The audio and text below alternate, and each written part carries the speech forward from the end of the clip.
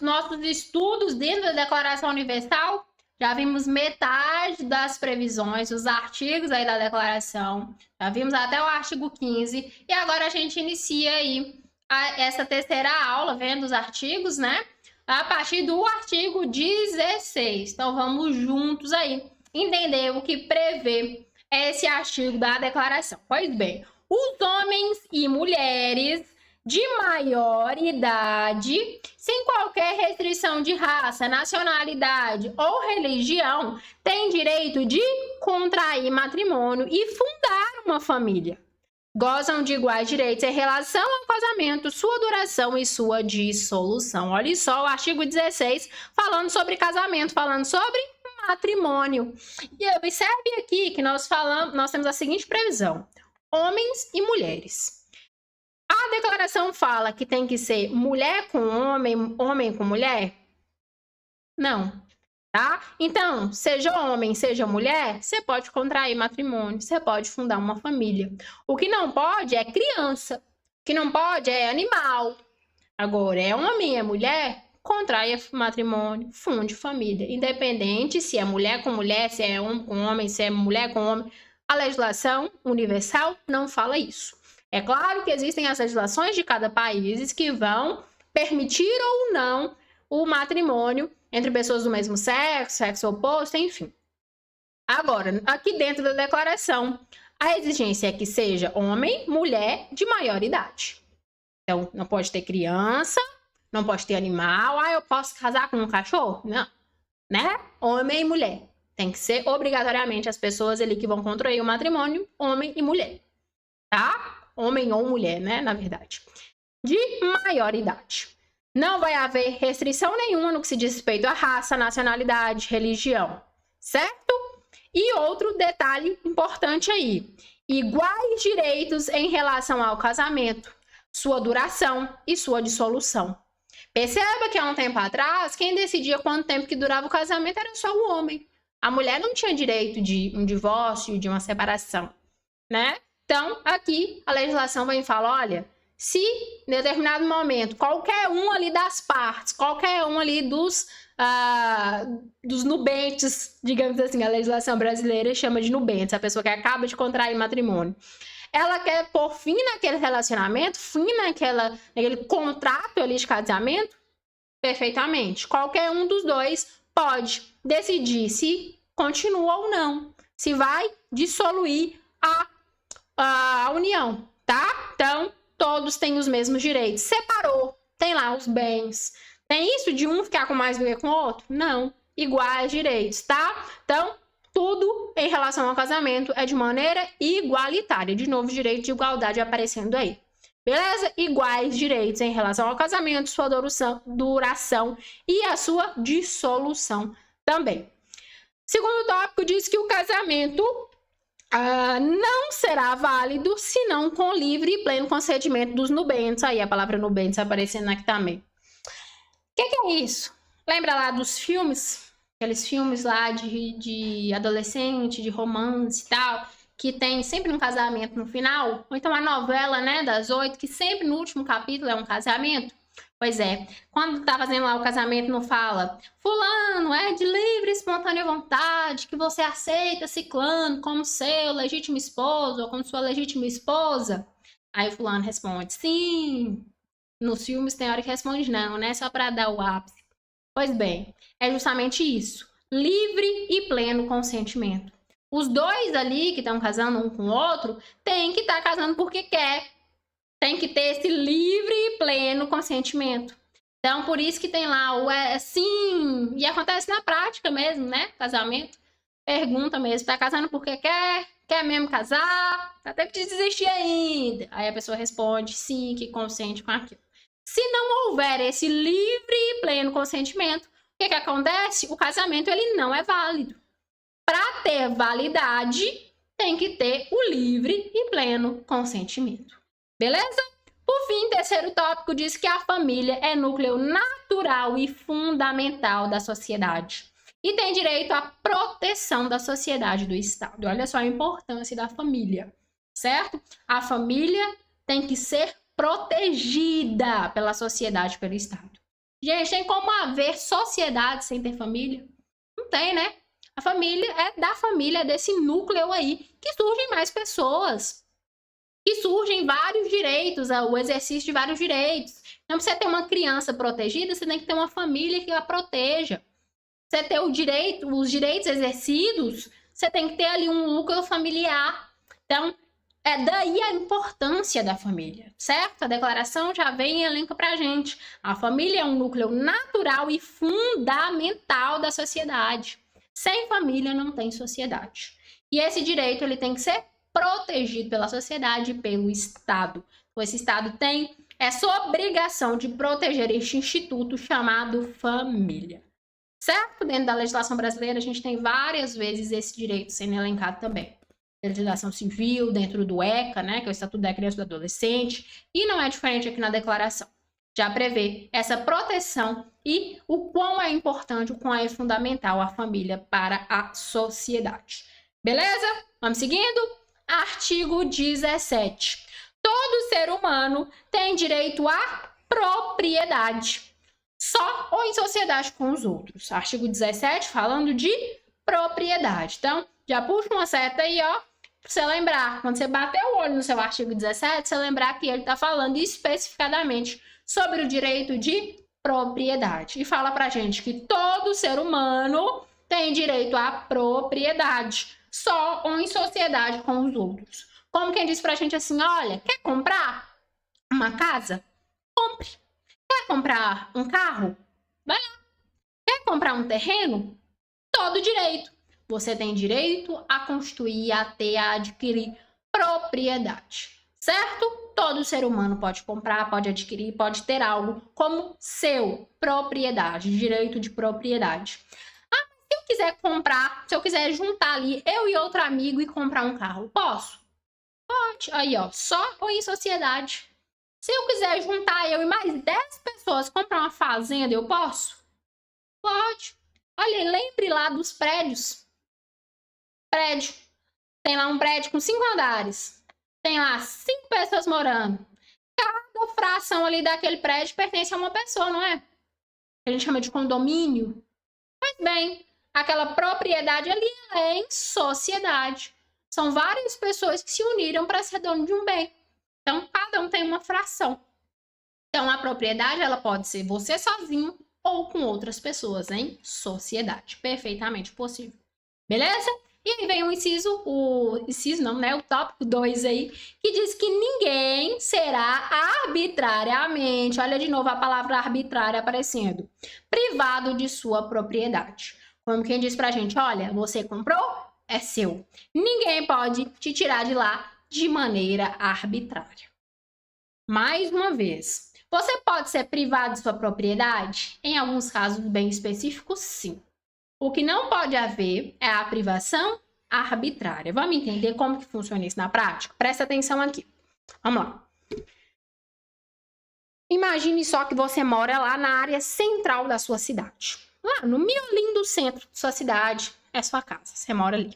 Uma casona grande, lotão, grandão e tal. Aí a prefeitura da sua cidade pega e fala, olha, vamos fazer um estudo aqui e vimos que nessa região aí onde é sua casa, precisa construir uma escola. Porque a escola mais próxima está muito distante. E aí a comunidade aqui dessa região central está sem escola. Então a gente precisa construir uma escola e aí o seu terreno é o lugar. Precisa ser aí. Tem o tamanho adequado, localização adequada, tem exatamente o que a gente precisa. A prefeitura pode convidar você a se retirar do seu imóvel? Pode, tá? Pode te desapropriar. Pode acontecer, tá? Existem regras específicas para isso, é claro que não é assim, dá licença e te arranca de lá, não é assim que acontece, porque se fosse seria arbitrário, né? E arbitrário não pode, mas pode haver essa desapropriação a bem da sociedade. É o que a gente chama de função social da propriedade, tá? Então, pode haver sim desapropriação, obedecendo regras. Então, você vai ser indenizado, você tem um prazo para sair, tem um monte de regras que estão elencadas nas legislações. Então, pode haver desapropriação? Pode. Você pode ser privado de sua propriedade? Pode, mas com regras. O que ninguém pode sofrer é essa privação de propriedade de forma arbitrária. Chega lá, bate na sua porta, arranca você lá dentro, joga fora e pega que é seu. Aí pode? Aí não, né? Então, a privação arbitrária não pode. A privação de maneira legal, dentro do que a lei estabelece, aí sim pode acontecer. Beleza? Artigo 17, falando sobre propriedade. E para complementar, eu quero chamar a sua atenção. Função social da propriedade. Costuma cair muito em prova, quando diz respeito aí a esse artigo 17, a questão a banca pega e joga lá esse termo, função social. O que é a função social? Justamente isso que eu falei para você agora. Ah, seu lote precisa construir uma escola, te tira e faz a escola. Para quê? Para a propriedade ter função social, para beneficiar o coletivo. O coletivo sobressai o individual. Função social da propriedade. Ela existe? Existe. Ela é legal? É legal. Mas ela está prevista na declaração? Você está vendo aí o termo função social escrito no artigo 17? Não, né? Então, se cair na sua prova, de acordo com a Declaração Universal, marque a alternativa correta. Aí vem, todo ser humano tem direito à propriedade, observado a função social. Essa alternativa tá certa ou tá errada? Tá errada, né, gente? Tá errada assim, ó, com um erro gigante. Por quê? Quando a gente fala de função social, não existe previsão disso aqui no artigo 17. A função social da propriedade, ela existe, ela está prevista, mas é na Constituição Federal, não é da Declaração Universal. Então, se falou de função social numa questão que está falando sobre Declaração Universal, tá errado. Beleza? Combinado? Tô falando isso porque cai muito em prova. Já caiu em várias provas. Então, fique atento. A propriedade tem sua função social? Tem, mas isso não está previsto na declaração. Está previsto lá na Constituição. Então, não misture as duas coisas. Se a sua questão cobra declaração universal e falou de função social, está errado. Combinado? Todo ser humano tem direito à propriedade, seja sozinho, seja com outras pessoas. Ninguém pode ser privado arbitrariamente da sua propriedade. Isso é o que fala a declaração para nós. Tudo que vier além, qualquer outro tipo de previsão, não está na declaração. Está em outras legislações, e aí, se a questão é sobre declaração, está errado. Combinado? A gente vai fazer algumas questões no final e a gente fala melhor sobre isso. Mas já tenha isso aí muito guardado na cabeça. Vamos para o próximo artigo? Artigo 18. Todo ser humano tem direito à liberdade de pensamento, de consciência e de religião. Esse direito inclui a liberdade de mudar de religião ou crença e a liberdade de manifestar essa religião ou crença pelo ensino, pela prática, pelo culto em público ou em particular. Artigo 18, então, falando de liberdade de pensamento, consciência e principalmente aqui sobre liberdade de religião, né? A pessoa ela pode pensar o que ela quiser? Pode. Se eu quiser pensar que a Terra é plana, eu posso? Posso. Se eu quiser pensar que sei lá, qualquer coisa que eu quiser pensar, das coisas mais simples até as coisas maiores, que existe um Deus Sol, um Deus Lua, eu posso pensar? Posso. É liberdade de pensamento, liberdade de consciência, liberdade de religião. Se eu quiser cultuar uma estátua, eu posso? Posso. Se eu quiser cultuar algo da natureza, o trovão, a árvore, posso? Posso. Liberdade, tá? Liberdade de consciência, liberdade de pensamento, liberdade de religião. Eu posso acreditar, crença, naquilo que eu quiser. Beleza? Então, eu posso hoje ser de uma religião e amanhã ser de outra? Posso aí, ó, liberdade para mudar de religião. Eu posso cultuar, posso fazer uma manifestação da minha religião, da minha crença? Posso. Aí os cultos evangélicos, as missas católicas, as religiões de matriz africana que também têm suas manifestações, os seus cultos. Então, liberdade de crença, liberdade de religião, liberdade de pensamento, liberdade de consciência, tá? Todo mundo vai ser livre. Outro detalhe importante, liberdade para ensinar a prática. Então, muitas vezes tem aquelas escolas dominicais, tem as escolas lá da Igreja Católica, né, que pegam os jovens, não vou saber os nomes exatos, mas que tem os grupos de jovens. Pode, perfeitamente. Ensinar a religião, ensinar a crença, passar de geração para geração, perfeitamente possível, é um direito de todo ser humano. Beleza? Assim como a liberdade de culto, seja público, lá uma igreja, ou seja em particular, dentro das casas, de maneira ali mais intimista. Perfeitamente possível, está lá no artigo 5º também na Constituição, o direito de religião. Fechou? Artigo 18, então, visto aí. Vamos para o artigo 19? Todo ser humano tem direito à liberdade de opinião e expressão. Esse direito inclui a liberdade de, sem interferência, ter opiniões e de procurar e receber, transmitir informações, ideias por qualquer meio de comunicação independente de fronteiras. Então vamos lá, artigo 19, está falando de quê? Liberdade de opinião e expressão, um artigo que merece um asterisco bem grande. Cai muito em prova, tá? Demais. Liberdade de expressão tá na Constituição? Tá. Lá no artigo 5º da Constituição também, falando que a gente tem liberdade de expressão. E a Constituição fala que a liberdade de expressão existe, mas que é vedado o anonimato. Lembra? Pois bem, aqui na declaração, deixa elencado essa liberdade pra gente. Você pode opinar o que você quiser, você pode se expressar da maneira que você quiser. Inclusive, você tem liberdade para, sem nenhum tipo de interferência, ter suas próprias opiniões, procurar receber e transmitir essas opiniões, essas informações, independente de fronteiras, tá? Guarde esse termo aqui, ó, independente de fronteiras. Então, se eu falar um negócio aqui hoje, postar no Instagram, uma pessoa lá nos Estados Unidos, lá na Europa, lá na África, pode ter acesso a essa minha liberdade? Perfeitamente. Hoje fica ainda mais evidente essa liberdade de expressão sem fronteiras, né? Com o uso das tecnologias digitais. Então, você tem a liberdade de expressão, tem a liberdade de opinião, independentemente de fronteiras. Pode transmitir, pode falar o que você quiser aí, você tem a liberdade. Beleza? E a gente tem que lembrar também que todo direito gera obrigações. Então, você fala o que você quer, mas se atingir o direito de outro, você pode ser punido, né? Então, quando a gente fala de liberdade de expressão, tem que ter essa consciência. Não só de expressão, mas as liberdades. Então, imagine só, era digital de novo. E aí, só abrindo um parêntese aqui na nossa matéria. Liberdade de expressão. Estou aqui assistindo um vídeo, assistindo uma live, vou aproveitar e falar o que eu quero. Tem liberdade de expressão, né? Posso falar o que eu quiser. Ah, que você é feio, que você não presta, que isso, que eu te odeio, que eu vou fazer isso contra você. E aí, você não vai... Será mesmo que você pode se expressar assim, atingindo o direito de outro? Poder ser até pode, né? Ninguém vai segurar a sua mão lá para você digitar o que você quiser.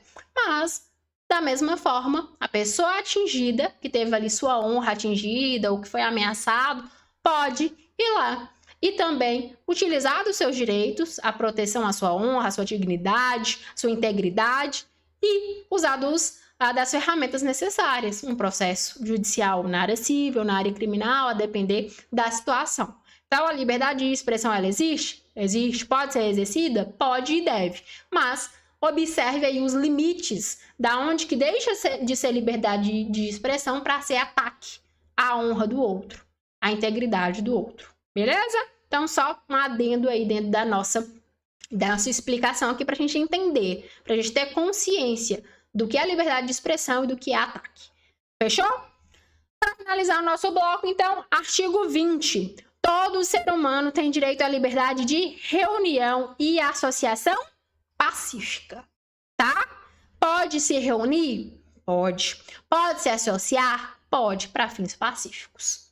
Então, eu posso me associar para cometer crimes? Não, né, gente? Aí é pacífico? Não. Então, a associação para cometer crime vira associação criminosa, que é punido, né? Então, a liberdade aí de associação, a liberdade de reunião é para fins pacíficos. Guarde bem aí o termo. Então, pode juntar lá você e seus amigos, se reunir, fazer até uma associação de bairro, por exemplo? Pode. O que vocês não podem fazer é se unir, se associarem para praticar atos que vá contra esses fins pacíficos, beleza? Mas a liberdade de reunião, liberdade de associação está aí no artigo 20 para fins pacíficos. Guarde bem esse termo, que também está lá no artigo 5º da Constituição. E o segundo tópico diz que ninguém pode ser obrigado a fazer parte de uma reunião. Aí a gente lembra daquelas pirâmides, né? E aí você tem... Todo mundo tem um amigo, um conhecido que faz parte de algum marketing multinível, de esses negócios de pirâmide, aí fica lá te ligando, te enchendo o saco pra você fazer parte também. Você pode ser obrigado a fazer parte? Lógico que isso é um exemplo, né, gente? Não, obrigado não. Ah, no meu bairro tem uma associação e é obrigado todo mundo que mora no bairro fazer parte. Pode? Não. Você participa da associação que você quiser. Obrigado, não. Beleza? Então, liberdade de reunião, liberdade de associação para fins pacíficos, sem que haja a obrigatoriedade de participação de ninguém. Participa quem quer, faz parte quem quer. Beleza? Assim a gente fecha aqui essa aula até o artigo 20. A aula que vem, a gente dá sequência aos 10 artigos que faltam para a gente vencer a nossa legislação. Até daqui a pouco.